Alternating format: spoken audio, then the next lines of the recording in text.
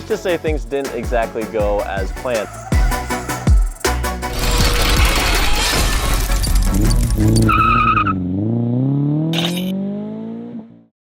So track testing the BRZ did not go well, unfortunately. We had 2 issues, which meant I had to load up the car after only a couple sessions, and we're back at the shop.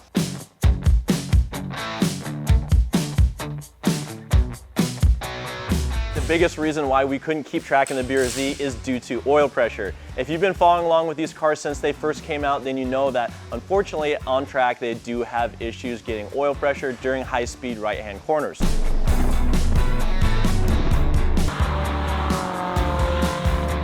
So we've been out to the track 2 times, 3 times now, testing different baffle designs, and so far some of them have proved to work better than others. Now obviously we're not the first people to try and tackle the problem on the BRZ, but having more companies in the aftermarket come up with a solution for the oil pressure issues is a good thing for people who own these cars.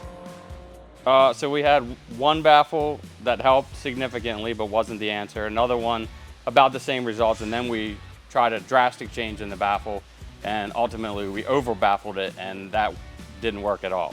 So does this mean that people who are tracking their cars without monitoring oil pressure and stuff like that, are they causing damage by having low oil pressure and they just don't know it? Absolutely. When we first started running this car and we pulled the pan off, there definitely was some concerning material in there. I mean, just looking at the size of the stock pan, I think that's a huge part of why we're having oiling issues. The oil pickup is also not centered. Okay. So that doesn't help, especially on certain turns. And I will say with the overfill, that's not a good idea because it pushes a ton of oil out of the crankcase ventilation system. So like a quart overfill is what we tried, and that was too much. Yeah, that was, when I pulled the intake off, there was a ton of oil in the intake manifold. So real quick, I wanted to show you the R&D lab where we've been developing our prototype oil baffle designs. This right here is the first version that we have laying out on the table, and basically the idea behind it is it's a thin metal plate and it prevents oil from leaving the area around the pickup. There's a lot of baffle designs like this currently on the market, and after our testing we realized that this design does not work for the BRZ application. Even then, it does have some cool features about it. It's got these trap doors which allow oil to enter but not exit the area around the pickup, and we use those on our EJ oil baffles.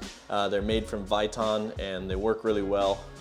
You can also see just how offset the oil pickup is on the FA24. This is pretty much all I can show you at the moment is our first version of our oil baffle, because there is some proprietary information that I can't show on camera yet, but hopefully I will have more of an update for you guys in the future about where we're at currently with our FA24 oil baffles. So in addition to testing out the new oil baffle design, we also wanted to test out the Apex wheel and tire package that we put on the BRZ, but unfortunately that didn't go as planned either.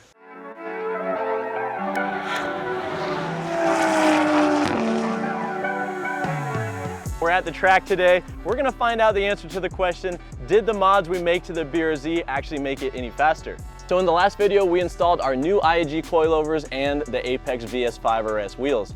And if you didn't watch the video, I'll show you some clips of what that looks like.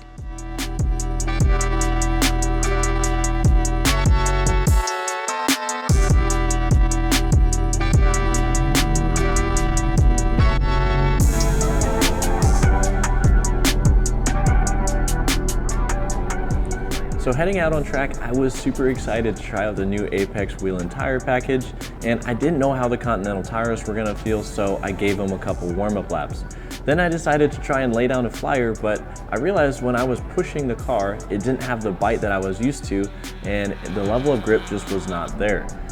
I knew that something was wrong when I started following a Miata for a couple laps, and I could barely even stay flat through turn 9.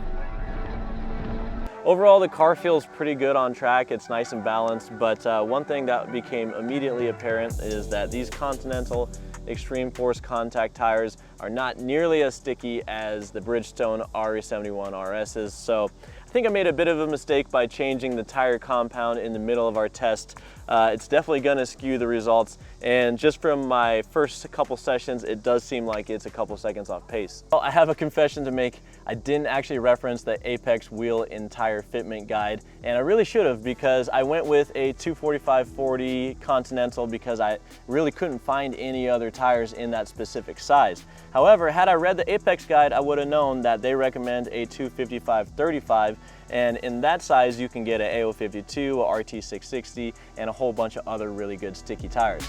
So I tried to make the most of the track day by taking the car back out on track, seeing if I could find a little bit more grip. I did lower the tire pressures a little bit, and it was slightly better, but even then I could tell that these tires were just not going to be what I was used to. Shortly after that, we got a call from Fred, and he said to come back to the shop because we had low oil pressure, so that's when we decided to call it.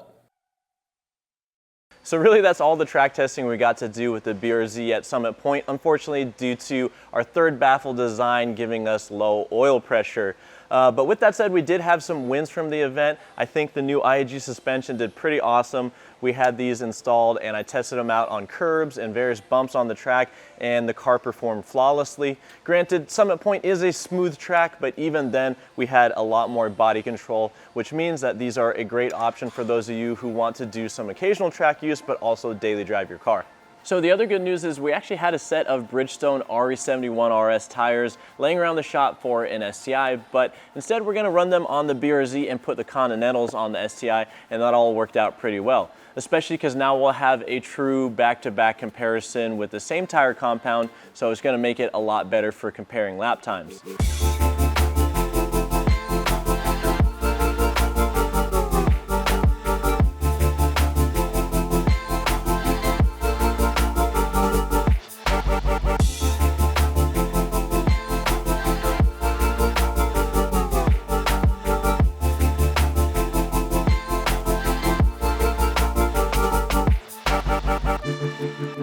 I actually really like the look of a little bit meatier sidewall with the 245/40, so let me know what you guys think in the comment section down below, but I actually think this looks even better on our 18x9-inch wheels.